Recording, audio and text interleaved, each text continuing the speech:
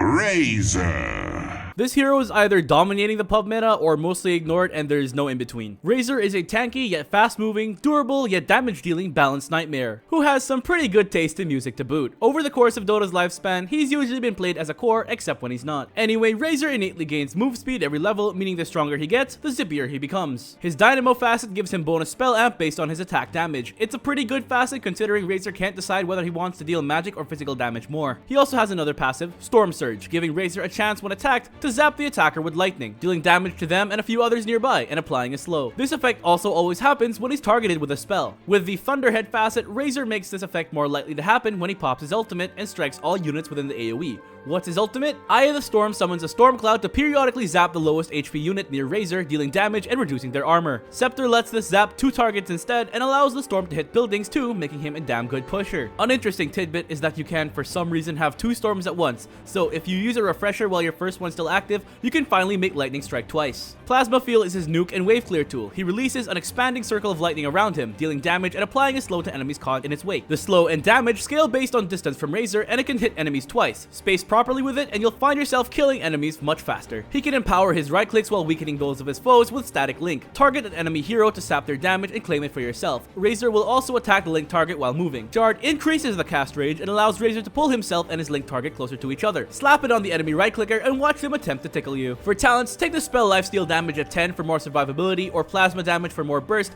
I tend to go for the damage though. Link steal is usually safer at 15 unless the enemy has a ton of targeted spells, strike interval at 20, and attack speed steal at 25 if you can consistently get long links off. If not, take the second ring, it's more fun. Don't get it twisted, Razor is no mere backline auto-attacking ranged carry, but he plays a lot more like a right-clicking Death Prophet, weaving in and out of the front lines with your massive mobility and dealing damage purely by staying alive. Razor's damage comes entirely from his own kit, and he doesn't need items to hurt. Instead, you want to itemize to improve your longevity with things like Manta Style, Bloodstone, and BKB. Razor doesn't really have any straightforward counters per se, because of his nature as a mixed damage dealer. However, he does dislike fighting against people who can easily break his link, which is where a good chunk of his damage comes from. Slark, Weaver, and Anti-Mage are quite slippery carries who can easily snap his whip. Viper is also pretty good against Razor because he doesn't particularly care if his damage gets sapped, and his toxic skin slows his attack speed. Pick Razor if the tier lists say he's broken, otherwise ignore him, there's probably a better pick elsewhere. Though he will always be a good pick against simple-minded right-clickers like Lifestealer and Troll Warlord. Sand King. I don't like Sand. It's coarse and rough and irritating, and it gets everywhere. And I especially don't like Sand King, who has the potential to perma-stun you if you don't say your daily morning prayer to RN Jesus. His innate causes his attacks to inject an explosive venom, causing affected opponents to recreate a Jackson Pollock painting when they die, damaging other nearby enemies. This makes his wave clear pretty damn good. His Burrow Strike is his mobility and CC tool. Burrow towards a targeted area, and enemies along your path are stunned and take damage. Heroes hit by this ability have his innate applied to them. It's great for getting in and out of fights. Stinger is his third spell. He simply lunges at an area, performing an attack and bonus damage to enemies caught within, applying a weak slow. Enemies closer to the Sand King are applied extra damage. Epicenter is his ultimate. After charging up for a few seconds, Sand King releases a bunch of pulses around his person, with each pulse dealing damage and slowing targets. Each subsequent pulse increases the radius of damage dealt. Shard increases the pulse damage and causes him to release a pulse passively every few seconds. Combo it with his Sandstorm, an ability that deals damage periodically to enemies caught inside the AoE. Sand Shroud increases the radius and turns him invisible while inside, while Dust Devil causes the Sandstorm to follow him when he leaves the area. Sand Shroud is usually better though because you want a massive AoE to synergize with. Your Scepter upgrade causes Burrow Strike spines to appear randomly during the Sandstorm. These spines don't deal as much damage or stun for as long as a regular Burrow Strike, but that doesn't matter because it's incredibly annoying to face. The spines, however, do not appear if Sand King is not within the radius of Sandstorm. For talents, take the Sandstorm damage at 10, Stinger slow at 15 to make it harder for enemies to leave your Sandstorm, Burrow cooldown for more mobility at 20, and Sandstorm slow and blind at 25. Your gameplay as this overgrown Sand Scorpion is to charge your epic enter, Burrow into stun, Sandstorm to survive and deal chip damage, and then Stinger as your stun expires. Later on, once you get Ags, you become an even bigger team fighting threat, creating a huge zone where the enemy simply cannot play. He's also amazing against illusion heroes like Phantom Lancer and Chaos Knight. The thing is though, you're not particularly tanky even if you want to be in the middle of the fight. Lash and Bristleback can withstand your burst and blow you up, while Zeus stays in the backline and deals damage from a distance, revealing you if you're invis in your Sandstorm. Sand King is a great pick if your team needs teamfight damage in lockdown. However, his damage is mostly front-loaded, so if the enemy can outlive your Epi Burrow combo, you're in for a bit of a rough time. Slardar. Does the enemy have a tank that your team simply cannot kill? Not anymore. Slardar's ultimate Corrosive Haze grants vision over a foe and drastically reduces their armor. You will also be able to see them if they go invis. This spell makes enemies incredibly susceptible to right clicks and physical damage in general. The Brine Guard facet increases Slardar's armor based on the amount of armor reduced from this spell. Take it if you think you need to tank up. Enemies also leave behind a trail of water which Slardar can utilize with his innate. Gains bonus move speed, health regen, attack damage, and armor when in water. He has another facet that lets him bash a target on every 4th attack, stunning them and dealing bonus damage. This ability can be primed by right-clicking something else a few times beforehand and then hitting your intended bash target. To get on top of your foes, you have Guardian Sprint. Turn this on to go much faster and go through units. Leg Day gives him a burst of move speed and extra slow resist at the start of this ability. I'm gonna say this one is better purely so I can say that you shouldn't skip Leg Day. Combo this with his Slitherine Crush that damages enemies in an area, applies a stun, and slows enemies afterwards to lock enemies down. This ability also creates a small puddle to give Slardar the effects of his innate. Scepter increases the size of the puddle and makes it last longer. It might not sound like much, but it's a great survivability tool. Shard makes the spell apply his ultimate to enemies hit for a short period of time. It's a nice quality of life tool, but it's not a must-have by any means. For talents, take the sprint cooldown at 10 for better uptime, bash damage at 15 if you need to deal more personal damage,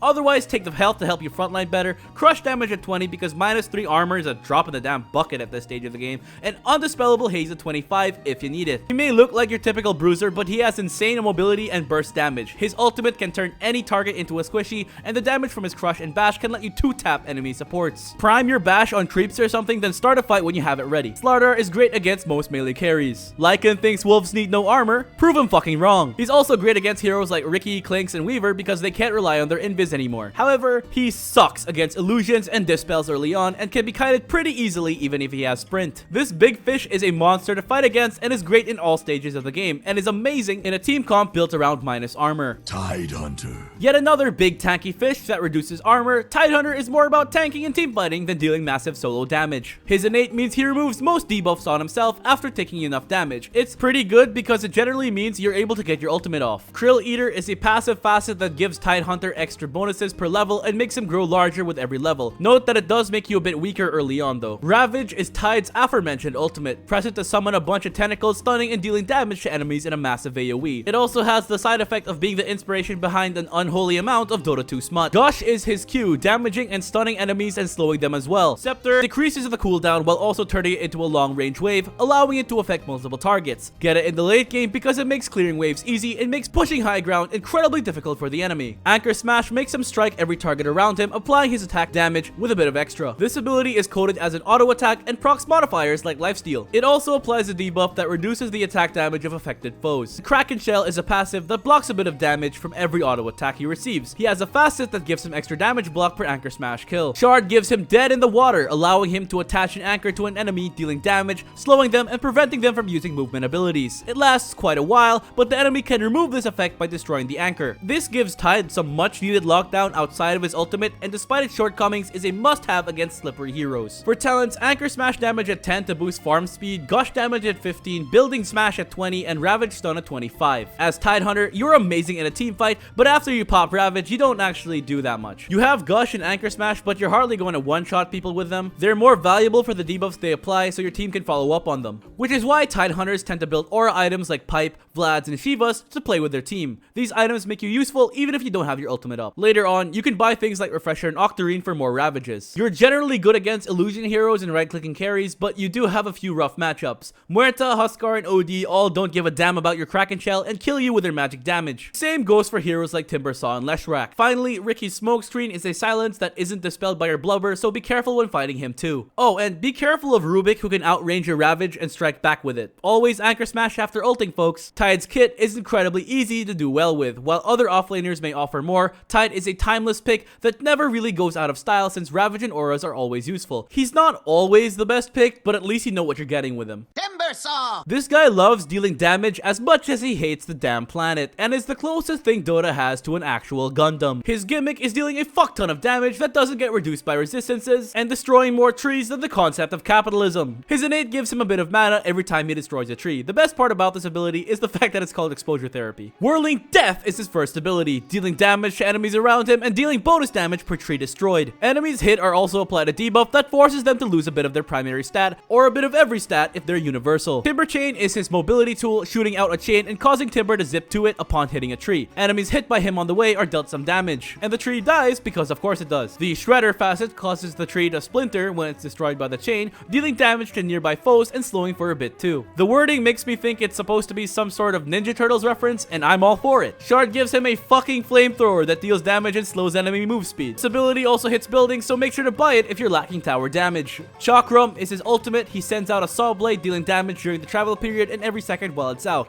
It also slows enemies based on their missing health. This can spin indefinitely, but while it's out, it also costs mana and Timber can attack. Twisted Chakram gives him a second Chakram that acts like the first one, except it swings around to create an infinity pattern before returning to Timber like a boomerang. This one's a lot more fun and is generally more consistent. Timber gets really tanky with his passive, Reactive Armor. Every time he is hit, he gains a stack, gaining more stacks if hit by heroes. Each stack gives Timber a bit of armor and HP regen for a set duration. Scepter gives this ability an active, giving Timber max stacks of armor and a damage barrier. The damage barrier gets stronger for every nearby enemy hero, and after a few seconds, it blows up, causing Timber to lose his barrier and also dealing damage based on the remaining amount. For Timber's talents, mana regen at 10 because this hero needs mana like a crack addict needs therapy, whirling death stats at 15, especially against multiple strength heroes, magic res at 20, and chain range at 25. Timber is amazing at skirmishing and team fighting, but because of his reliance on trees for extra damage and mobility, he's stronger in certain parts of the map over others. Still, Timber is a massive damage threat and can completely take over the game if left unchecked. He's also a lane bully and destroys most melee heroes. And he absolutely shreds illusion and zoo heroes who exist only to feed him armor stacks. He's also really good against strength heroes because his Q will also reduce a lot of HP. Ironically, he synergizes very well with Nature's Prophet. If you have one on your team, the standard combo is to sprout into Whirling Death to delete the enemy HP bar. On the other hand, don't pick Timber against huge amounts of magic damage and silences. Heroes like Silencer, Skywrath Mage, and Grimstroke will all make you shut up and unable to play the game. You also are heavily reliant on your mana pool, and OD reduces that even further while also dealing pure damage right back at you.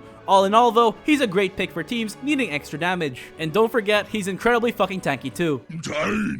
When I made the supports video, everyone was still trying to figure out the patch. Now we've got a bit more info and turns out Tiny is a fucking monster. The crash landing facet plus Akanda is pure insanity in terms of how much raw damage it deals. I've watched enemy supports lose 3/4 of their HP bars off a single basic ability. This is gonna get nerfed soon, so abuse it while you can. When it does get nerfed, you're still a Tiny, and you're gonna want to build Scepter for Tree Volley's insane damage potential, and you're gonna want to use that extra farm you get from being a Pos 3 to buy damage items like Echo Saber and Daedalus. He also works in the mid lane. For talents, Ava range at 10, Ava damage at 15, Tree Grab base damage at 20, and Toss charges at 25. Underlord. The poster child for the aura stacking offlaner archetype, Underlord is a pick that sacrifices raw burst damage for insane tankiness, copious amounts of soft lockdown, and team fighting utility. His innate is Atrophy Aura, and it can be leveled like a regular ability. He passively lowers the attack damage of enemies around him, and with every enemy unit that dies under this effect, he gains a bit of extra damage. Dead enemy heroes grant even more. This makes laning against him incredibly annoying, while making your own laning stage so much easier. Demon's Reach grants him a cleave buff whenever he has Atrophy Aura stacks. His primary damage tool is Firestorm. Casting it in an area, it deals impact damage per wave, while also applying a debuff that deals max health damage per second. Shard increases the wave count, damage tick rate, and allows you to cast a spell on a teammate or yourself, having the Firestorm follow your target around. Because it deals max health damage, it's good throughout all stages of the game and is really powerful when combined with Pit of Malice is your lockdown tool. Targeting an area, enemies will be rooted the first time they step inside, and they will be rooted again if they're still inside the pit after a few seconds. The roots aren't the longest, but enemies are damaged if they are snared within the pit, and the pit itself lasts longer than most Dota players do in bed. This makes it incredibly challenging to maneuver around fights, especially if the pit is placed in a key choke point. His ultimate is Fiend's Gate. Target a point in the map that's after a minimum distance to create a portal for both friend or foe. It lasts for a good amount of time, and enemies and allies can click on either side of the portal to appear at the other end after a brief channel. However, allies gain a damage reduction and move speed buff after going through the portal. Abyssal Horde causes Underlord to spawn a few Necro units to control after he goes through either portal gate. Scepter reduces the spell's cooldown and causes it to spawn a Pit of Malice around both ends of the portal. It also increases pit's radius. This means you can create multiple pits in a fight, making it even more annoying to play against if you're the enemy. For your talents, get Firestorm radius at 10, Pit Slow at 15, Firestorm damage at 20, and Pitch Root at 25. All the damage you will ever need comes from your Firestorm, since it deals max health damage, and your Pit is an amazing lockdown tool. That's why most Underlords choose to build utility items like Greaves, Drums, Lotus Orb, and Pipe, among other things. Atrophy Aura and the Feeds Gate buff, which you ideally want to start every fight with, make you pretty hard to kill as well. Your job in a team fight is to be able to utilize your Pit and Firestorm in key areas. These two spells allow you to start fights on your own terms. They also make you an incredibly effective pick against melee right-clickers, especially those that rely on mobility tools like Riki and Phantom Assassin. Once you win a fight, it's not a rare sight to have like 200 extra damage from your atrophy aura. Use that to go push towers. Please, please, please do not jungle after winning a fight. Do watch out against Jug, Lifestealer, and Ursa though. You do nothing against BKB targets or targets that can easily shrug off your root.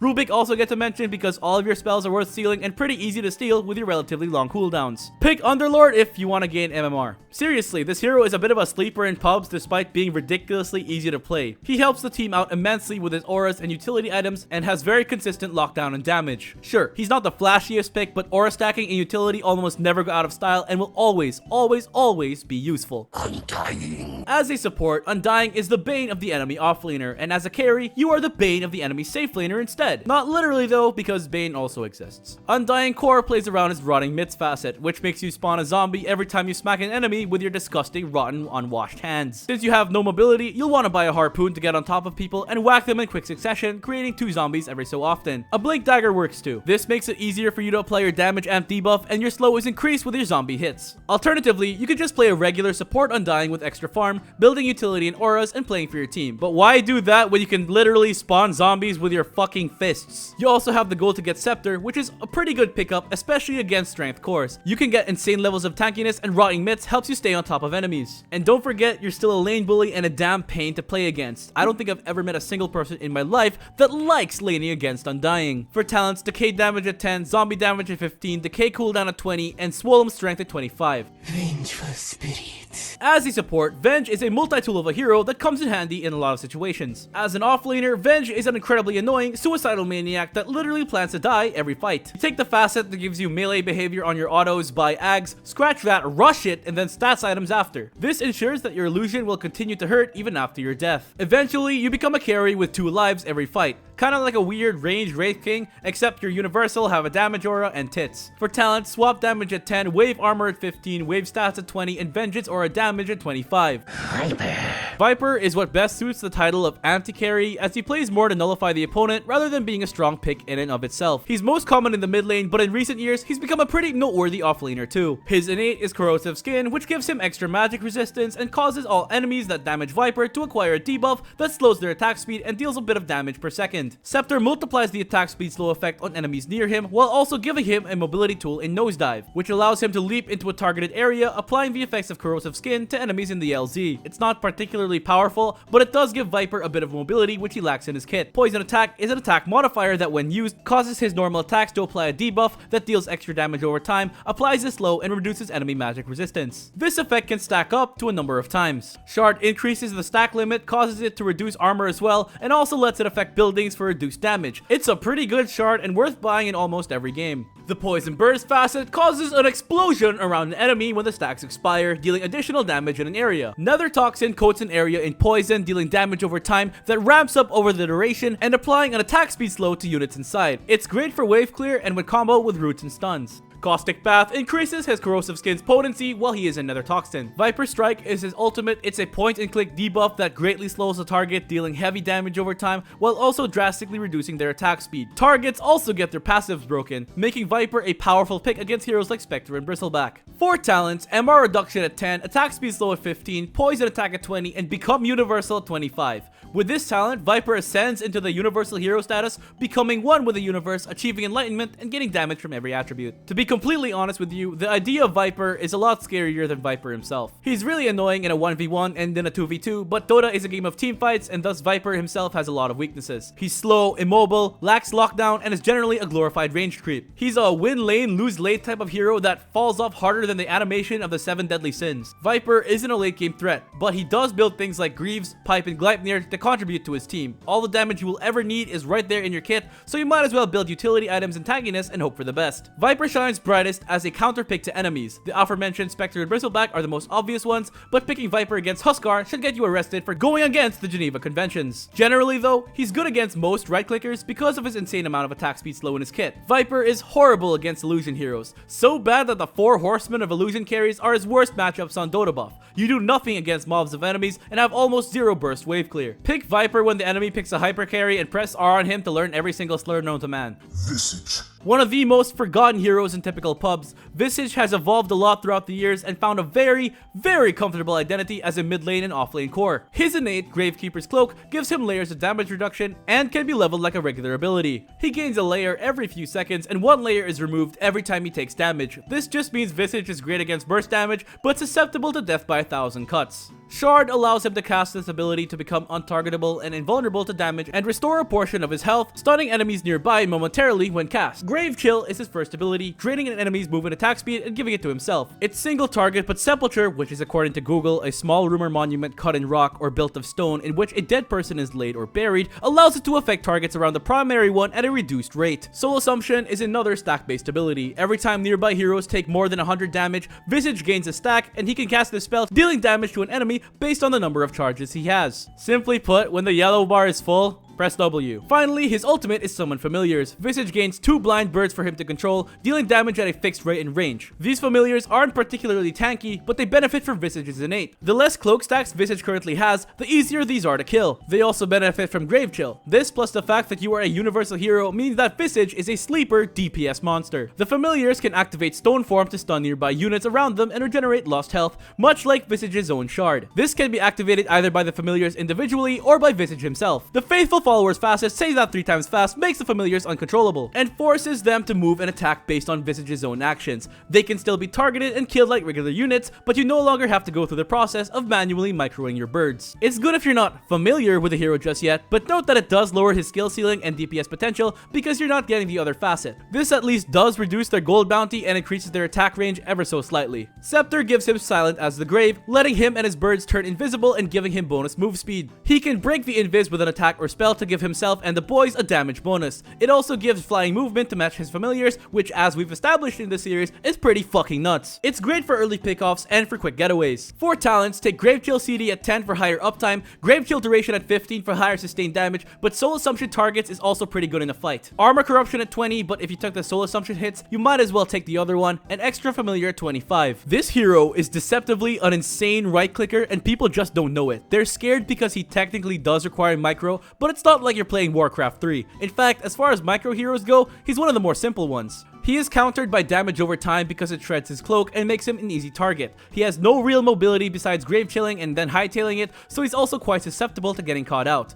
Illusion heroes also do pretty well against him because they shred his cloak, and Visage has no practical way of dealing with mobs of enemies. Vizzy shines the most as a squishy hunter, finding and killing key targets like supports before they even realize what's going on. Just grave kill your targets to prevent them from running and boost your DPS, bombard them with right clicks, stole your birds if they try to TP away, and then finish them off with a blast of your W. He's not a particularly exciting pick, but he is quite good. He's more on the carry side of offlaners like Lycan and Legion Commander, not offering much CC or teamfight damage, but if your team needs another right clicker, he's worth a look. Pick Visage if you're like Legend or lower because nobody knows what this guy does. Windranger. A multi-tool of a hero, Windranger comes in handy in a variety of situations, shining brightest in skirmishes. Her innate means she can never be slowed past a certain point, and she has a higher max move speed than most heroes. Combine this with her Wind Run that gives bonus move speed and evasion, and Windranger goes faster than Lightning McQueen on crack. Her Tailwind innate increases the bonus move speed from Wind Run and buffs the move speed of nearby allies when it's active. Scepter reduces physical damage taken during Wind Run and gives invisibility that isn't broken by attacks or spells, forcing the enemy to buy detection against you. Shackle Shot is a targeted stun that only stuns for a fraction of a second, unless it hits a tree or an enemy behind the primary target. Then the stun lasts much longer, and if you hit 2 enemies, you stun them both. It's a difficult ability to land, but if you play the right angles, you can lock down 2 key targets in a fight. Power Shot is her second spell. You charge up an arrow that deals more damage and slows targets based on how long this ability is charged. It has an impressive range and does penetrate enemies, but for each unit it goes through, the slow and damage are reduced. Shard gives her Gale Force, which pushes enemies in a target direction. It's great in a team fight and for catching up to fleeing foes, but you can get pretty creative with this ability, like helping yourself line up a Shackle or Power Shot. Focus Fire is her ultimate. She picks a target and she can then attack that target while moving. She also reduces her own attack damage at the cost of drastically increasing her attack speed on that single enemy unit or structure. This means you want to buy proc effect items like Maelstrom and Monkey kicking bar since she attacks so much. When used properly, this spell pretty much guarantees a kill on a single target, just be careful if they buy blade mail. Her whirlwind facet exchanges single target damage for spread damage. Instead of firing a ton of shots into a single dude, she fires wildly around herself, much like me trying to play Valorant. During this stage, she shoots a barrage of arrows at multiple enemies around her. It's honestly not too bad in a team fight, and you can pop off with this ability with good positioning, but horrible in single target scenarios since you can't attack normally. It's great against illusions and zoo heroes though. For talents, I find the power shot slow to be really strong, but if you're good with shackles, take that at 10. It's just, I'm not. Wind run cooldown at 15 for more mobility and better uptime.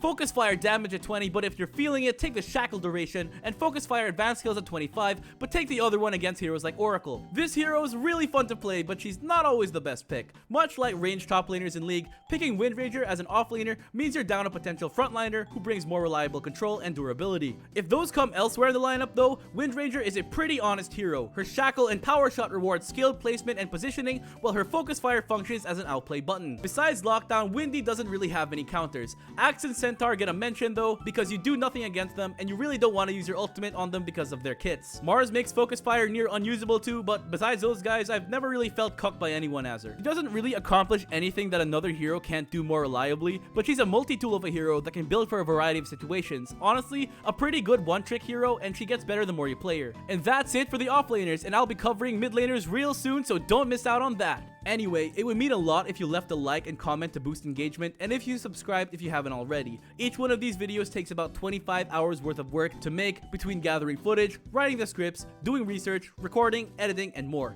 Doing anything at all would seriously help this channel out. So leave a like if you learned something, comment if you want to say something, and subscribe if you haven't already. That's all for now. Ace out.